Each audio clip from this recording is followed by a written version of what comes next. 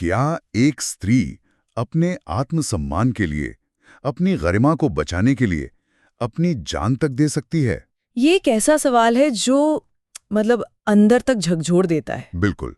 और उससे भी बड़ा सवाल, क्या एक माँ अपनी इकलौती संतान या कहें अपने जीवन की आखिरी उम्मीद के टूट जाने पर भी बिल्कुल शांत रह सकती है? बिना एक आंसू बहाए। हाँ, बिना एक आंसू बहाए। आज की कहानी में कुछ ऐसे ही रोंगटे खड़े कर देने वाले सवालों के जवाब छिपे हैं। नमस्कार और द डीप डाइव की इस नई गहरी चर्चा में स्वागत है। आज की चर्चा सच में बहुत खास होने वाली है। एकदम। आज हम मुंशी प्रेमचंद जी की एक बेहद मार्मिक और क्या कहते हैं मनोवैज्ञानिक कहानी शांति के पन्नों में गोता लगाने वाले हैं, जो कि उनके प्रसिद्ध कथा संग्रह मानसरोवर भाग 1 से ली गई है। सही कहा। लेकिन इस चर्चा में आगे बढ़ने से पहले सिंप्लीफाइड समरी यूट्यूब चैनल के सभी दर्शकों से एक बेहद विनम्र अपील है। जी हाँ, आप लोग इस चैनल को सब्सक्राइब जरूर करें, वीडियो को लाइक करें और कमेंट सेक्शन में इस चर्चा पर अपने कीमती विचार साझा करना ना भूलें। तो अगर आज के विषय की बात करें, इस तरह की कालजयी रचनाओं को आज के संदर्भ में समझना, मेरा मतलब है उनका विश्लेषण करना बहुत महत्वपूर्ण है। हमारा उद्देश्य सिर्फ कहानी सुनाना नहीं है। बिल्कुल नहीं। हमारा मिशन है उन मनोवैज्ञानिक परतों को उधेड़ना, उन सामाजिक दबावों को डिकोड करना जो 1930 के दशक के भारत में मौजूद थे। क्योंकि देखिए, प्रेमचंद जी मानव मन की गहराइयों के बहुत बड़े पारखी थे। हाँ, और उनकी ये कहानी दिखाती है कि कैसे शांति का मतलब हमेशा सुकून नहीं होता। कभी-कभी ये एक बहुत भयानक सन्नाटा भी होता है। एकदम सही। तो चलिए इस सन्नाटे को समझने की शुरुआत कहानी की पृष्ठभूमि से करते हैं। कहानी की शुरुआत में कथावाचक यानी जो हमें ये कहानी सुना रहे हैं, वो अपने घनिष्ठ मित्र देवनाथ का जिक्र करते हैं। हाँ। कथावाचक खुद लखनऊ में रहते हैं और उनके मित्र देवनाथ दिल्ली में। और देवनाथ के चरित्र को समझना यहाँ बहुत जरूरी है। बिल्कुल, है ना? हाँ, क्योंकि उनका पूरा व्यक्तित्व आगे चलकर कहानी की दिशा तय करता है। देवनाथ कोई साधारण इंसान नहीं थे। वो बहुत ही स्वतंत्र विचारों वाले इंसान थे। बिल्कुल, उदार और यारों के यार। एक ऐसे व्यक्ति जिन्होंने कभी अपने और पराये में कोई भेद नहीं किया। उनका घर तो हमेशा दोस्तों और मेहमानों से भरा रहता था। उनका जीवन जैसे दूसरों के लिए ही समर्पित था। लेकिन फिर अचानक एक दिन देवनाथ की मृत्यु हो जाती है। हाँ, और उनके जाने के बाद उनका वो भरा पूरा परिवार अचानक एक अजीब से खालीपन का शिकार हो जाता है। अब देखिए, देवनाथ की मृत्यु महज एक इंसान का दुनिया से जाना नहीं था। उस दौर के समाज को अगर हम देखें तो एक स्त्री की पूरी पहचान, उसकी आर्थिक और सामाजिक सुरक्षा, सब कुछ उसके पति से जुड़ी होती थी। सही बात है। जब जीवन का वह केंद्र ही समाप्त हो जाए तो पीछे रह गए लोगों की क्या स्थिति होती है, इसका एक बहुत ही गहरा मनोवैज्ञानिक प्रभाव देवनाथ की पत्नी गोपा के चरित्र पर देखने को मिलता है। बिल्कुल, जब किसी घर की छत अचानक गिर जाए तो अंदर रहने वालों को हर मौसम की मार झेलनी ही पड़ती है। देवनाथ के जाने के बाद गोपा की दुनिया तो जैसे पूरी तरह से उजड़ चुकी थी। और इस उजड़ी हुई दुनिया का असर गोपा पर कैसा पड़ा, ये देखकर कथावाचक खुद सन्न रह जाते हैं। जब वो दिल्ली जाते हैं ना। हाँ, देवनाथ की मृत्यु के कुछ समय बाद जब कथावाचक दिल्ली जाकर गोपा से मिलते हैं तो वो देखते हैं कि गोपा शारीरिक रूप से एकदम जर्जर हो चुकी हैं। उनके चेहरे पर गहरी झुर्रियां आ गई हैं। बाल सफेद हो गए हैं, जैसे कुछ ही महीनों में उनकी उम्र कई साल बढ़ गई हो। लेकिन यहाँ जो बात सबसे ज्यादा हैरान करती है, वो गोपा का विलाप करना या किस्मत को कोसना नहीं है। इसके उलट गोपा के भीतर एक अजीब सी लौ जल रही है, एक आत्मिक बल जो आमतौर पर उस दौर की बेसहारा मानी जाने वाली विधवाओं में देखने को नहीं मिलता था। गोपा कथावाचक से एक बहुत ही गहरी बात कहती हैं, अगर आपको याद हो। हाँ, उनका संवाद है, ये देह मेरी है पर इसके अंदर जो आत्मा है वो उनकी है। ये पंक्ति गोपा के संपूर्ण मनोविज्ञान को स्पष्ट कर देती है। मनोविज्ञान में कई बार गहरे सदमे से उभरने के लिए इंसान अपने खोए हुए प्रियजन के अस्तित्व को अपने भीतर ही जीवित कर लेता है। और गोपा ने ठीक यही किया है। शारीरिक रूप से वो भले ही टूट गई हैं, लेकिन उनकी आत्मा ने देवनाथ के आदर्शों को ओढ़ लिया है। उन्होंने अपना सारा अस्तित्व अपने पति में विलीन कर दिया है। ये एक साधारण स्त्री का शोक नहीं है, ये एक साध्वी जैसा वैराग्य है, एक चरम समर्पण है। और गोपा का ये अटूट विश्वास कि देवनाथ भले ही शारीरिक रूप से उपस्थित नहीं है, लेकिन आत्मिक रूप से वो उनके हर फैसले में उनके साथ है, ये उन्हें एक अजीब सी ताकत देता है। वो रो धो नहीं रही हैं, बल्कि उनका मानना है कि जो कुछ भी हो रहा है वो देवनाथ के अदृश्य आदेशों से ही हो रहा है। एकदम सही। और गोपा के इसी समर्पण और इसी मजबूती का पूरा असर उनकी इकलौती बेटी पर पड़ता है। सुन्नी पर। हाँ, सुन्नी। कथावाचक जब सुन्नी को देखते हैं तो वो और भी ज्यादा चकित रह जाते हैं। क्योंकि जो सुन्नी महज 2-3 साल पहले एक चंचल सी बच्ची हुआ करती थी, जो कथावाचक की गोद में खेलती थी, वो अब एक गौरवशाली और अभिमानी युवती में बदल चुकी है। उसके चेहरे पर एक ऐसा तेज और स्वाभिमान है कि कथावाचक खुद ये स्वीकार करते हैं कि अब वे उसके सामने आंखें उठाकर बात नहीं कर पाते। एक अजीब सी झिझक महसूस होती है उन्हें सुन्नी के उस गौरवपूर्ण व्यक्तित्व के सामने। सुन्नी का ये बदलता हुआ स्वरूप कहानी का एक बहुत मजबूत स्तंभ है। अब देखिए, सुन्नी को बचपन से ही अपने पिता देवनाथ से असीम प्यार मिला था, आजादी और सम्मान भी मिला था। बिल्कुल। वो एक ऐसे वातावरण में पली बड़ी थी जहां उसे महज एक बोझ या क्या कहते हैं पराया धन नहीं समझा गया, बल्कि एक आजाद इंसान के तौर पर देखा गया था। और जब किसी बच्चे को, विशेषकर उस दौर में किसी लड़की को इतना सम्मान मिलता है तो उसके व्यक्तित्व में एक स्वाभाविक स्वाभिमान आ ही जाता है। वो समाज की उन सामान्य लड़कियों की तरह दब्बू या सहमी हुई नहीं है, बिल्कुल, जो हर बात पर सिर झुका लें। वैसी बिल्कुल नहीं है सुन्नी। वो जानती है कि उसकी अहमियत क्या है। और यही स्वाभिमान, यही अपने लिए सम्मान की चाह आगे चलकर सुन्नी के जीवन का सबसे बड़ा द्वंद्व बन जाती है। जून के महीने में सुन्नी का विवाह तय होता है। गोपा एक अकेली विधवा मां होने के बावजूद अपनी हैसियत से बढ़कर उस शादी में खर्च करती हैं। उस दौर में बेटी की शादी एक बहुत बड़ा सामाजिक दायित्व माना जाता था, और गोपा कोई कसर नहीं छोड़ना चाहती थी। लेकिन विवाह के इस खुशी के मौके पर देवनाथ की कमी गोपा को अंदर से तोड़ देती है। उन्हें बार बार यही ख्याल आता है कि अगर आज देवनाथ होते तो इस शादी की रौनक कुछ और ही होती। गोपा का ये रोना किसी भी माँ के लिए बहुत स्वाभाविक है। शादी तो संपन्न हो जाती है, लेकिन इसके बाद जो होता है वो समाज के दोहरे मानदंडों की कलाई खोलकर रख देता है। सुन्नी के जीवन में एक ऐसा तूफान आता है जिसने उसके सारे आदर्शों को कसौटी पर लाकर खड़ा कर दिया। क्योंकि उसका पति केदार कोई जिम्मेदार इंसान नहीं है, बल्कि एक मनचले किस्म का व्यक्ति निकलता है। वो आधी आधी रात तक घर से बाहर रहता है, दोस्तों के साथ आवारागर्दी करता है, और अपनी नई नवेली पत्नी की भावनाओं या उसके सम्मान की उसे कोई परवाह नहीं है। अब यहाँ से सुन्नी का असली संघर्ष शुरू होता है।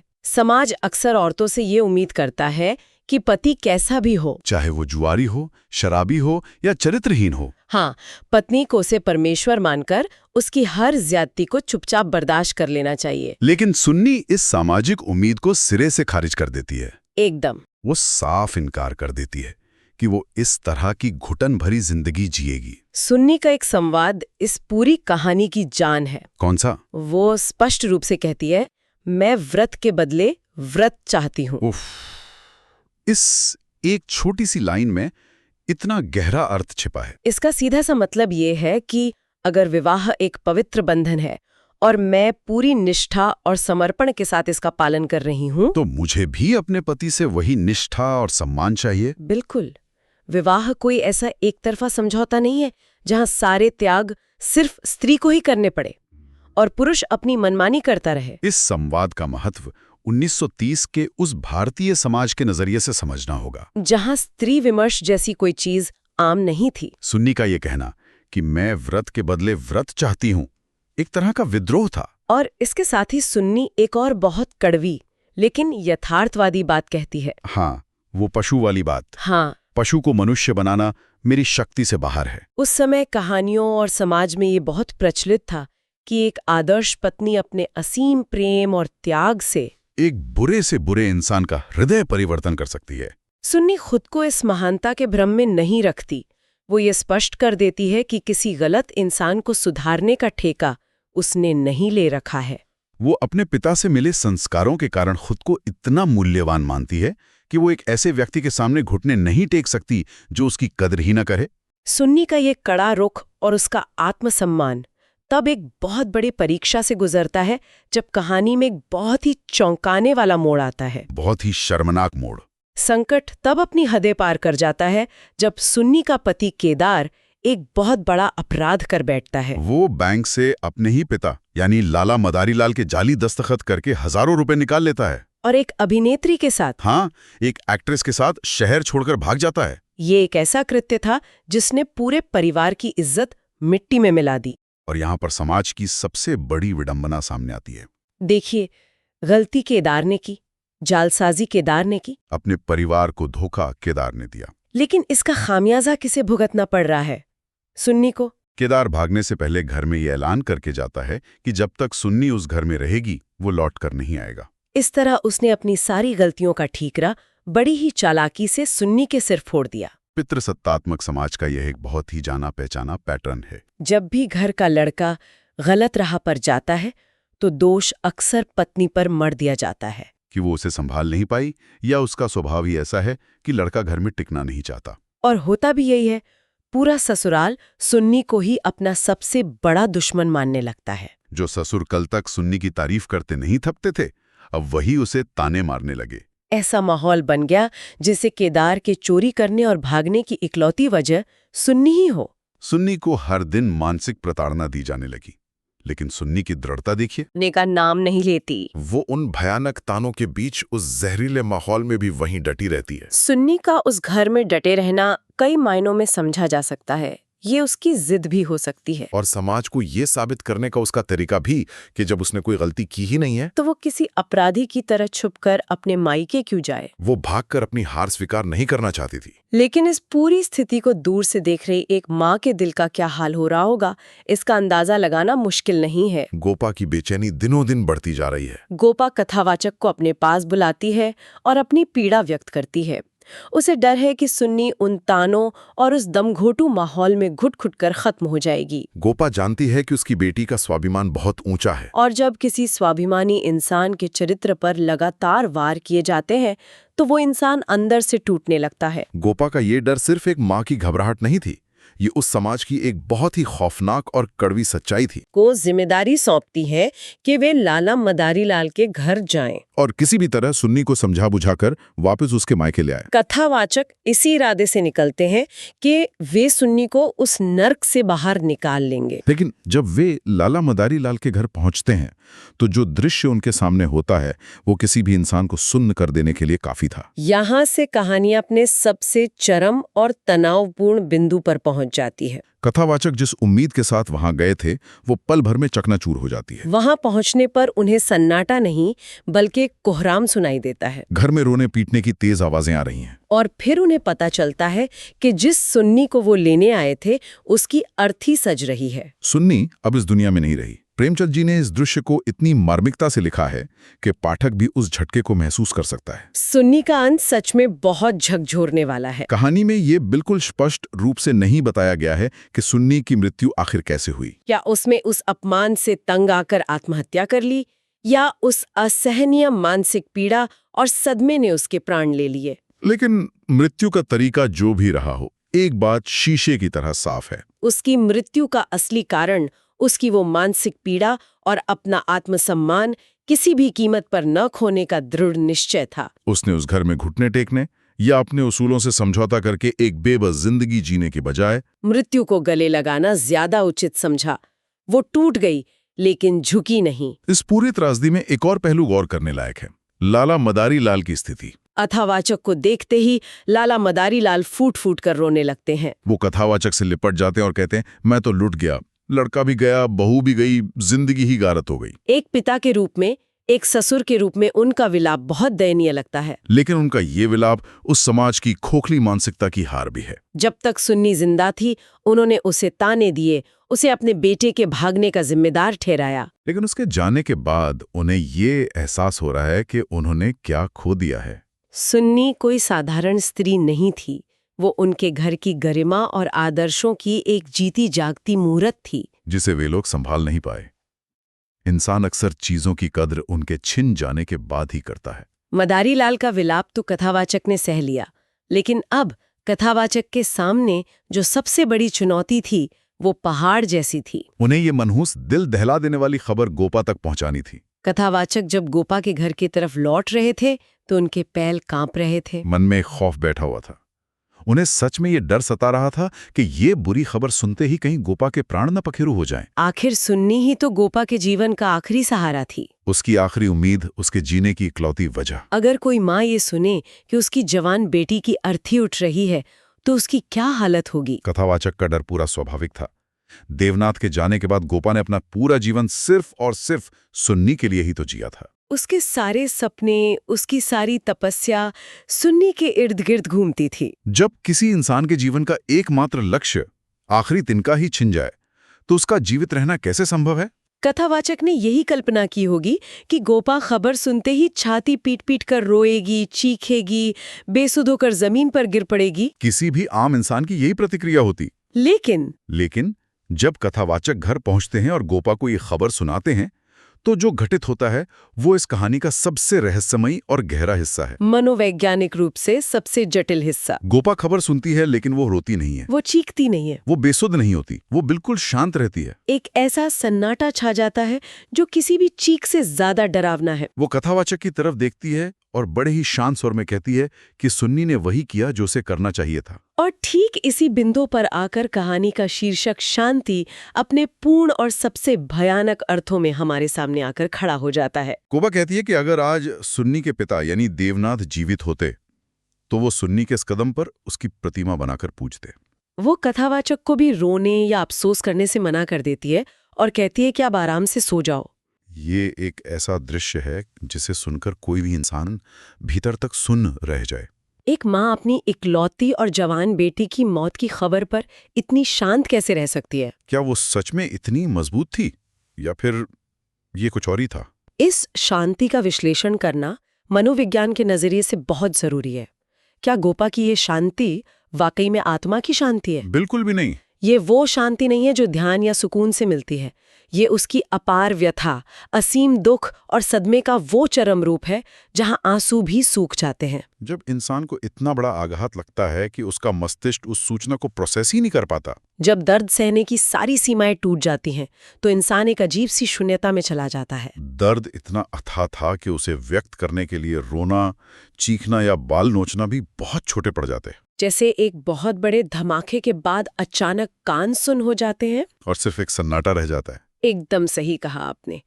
ये शांति उस माँ के दिल की राख है जिसकी पूरी दुनिया, जिसके जीवन भर की कमाई एक झटके में जलकर खाक हो चुकी है। राख में कोई आवाज नहीं होती, कोई आवाज नहीं होती, बस एक खामोशी होती है। लेकिन इस भयावह शून्यता में गोपा के लिए एक अजीब सा गौरव भी छिपा है। गोपा को अपनी बेटी के उसूलों पर, उसकी उस दृढ़ता पर गर्व है। वो जानती है कि उसके बेटी ने अपने पिता के सम्मान और उनके आदर्शों को मरने नहीं दिया।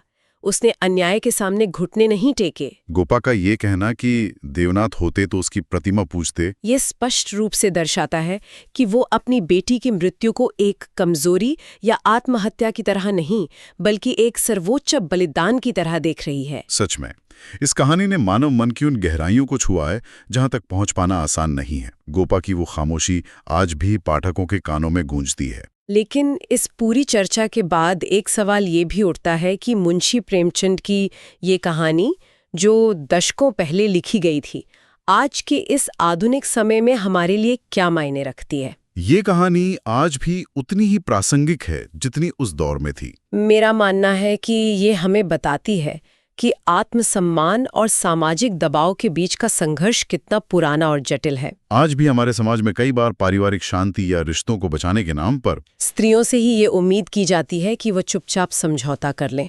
सुन्नी और गोपा दोनों ने अपने अपने तरीके से समाज की थोपी हुई उम्मीदों को ठुकराया। गोपा ने पति की मृत्यु के बाद एक लाचार विधवा का जीवन जीने के बजाय एक वैरागी और आत्मिक रूप से मजबूत जीवन चुना। और सुन्नी ने सम्मान न मिलने पर बिना आत्मसम्मान के जीवन जीने से ही इंकार कर दिया। ये कहानी हमें सोचने पर मजबूर करती है कि आखिर समाज का वो कौन सा ढांचा है जो सुन्नी जैसी युवतियों को ऐसे चरम कदम उठाने की ओर धकेलता है। कहानी तो गोपा की इस भयावह शांति और सन्नाटे पर आकर खत्म हो जाती है, लेकिन ये हमारे लिए एक बिल्कुल नया और चुभने वाला सवाल खड़ा कर जाती है। लाला मदारीलाल जैसे पिताओं और ससुरों की भूमिका के बारे में जरा सोचिए। जब उनका बेटा केदार रात रात भर बाहर रहता था, जब वो आवारगी कर रहा था, तब उन्होंने उससे क्यों नहीं रोका? अगर उन्होंने समय रहते अपने गलत बेटे को उसके अपराधों के लिए कटघरे में खड़ा किया होता तो क्या आज सुन्नी की अर्थी उठ रही होती? क्या परिवार में शांति बनाए रखने और रिश्तों की लाज बचाने की पूरी की पूरी जिम्मेदारी हमेशा सिर्फ और सिर्फ एक स्त्री के ही कंधों पर क्यों डाल दी जाती है? अगर पुरुष अपनी जिम्मेदारी से भाग जाए तो सजा हमेशा औरत को क्यों मिलती है? और क्या सिद्धांतों की रक्षा के लिए जीवन का बलिदान ही एकमात्र रास्ता है? क्या एक अलग रास्ता चुना जा सकता था जहां सुन्नी अपने सम्मान के साथ एक नई शुरुआत कर पाती? ये सोचने वाली बात है। दर्शकों को इस पर जरूर विचार करना चाहिए। और इसी गहरे विचार के साथ हम द डीप डाइव की अपनी आज की इस चर्चा के अंत पर पहुंच गए हैं। जाते जाते सिंप्लीफाइड समरी चैनल के सभी दर्शकों से एक बार फिर ये सविनय अनुरोध है कि इस चैनल को सब्सक्राइब जरूर करें और इस वीडियो को लाइक करें। कमेंट सेक्शन में ये जानना बेहद दिलचस्प होगा कि सुन्नी और गोपा में से किसका चरित्र सबसे ज्यादा शक्तिशाली लगता है, किसकी मानसिक दृढ़ता ने आपको सबसे ज्यादा प्रभावित किया। आपके विचारों का इंतजार रहेगा। आज के इस चर्चा में शामिल होने के लिए बहुत बहुत धन्यवाद। धन्यवाद।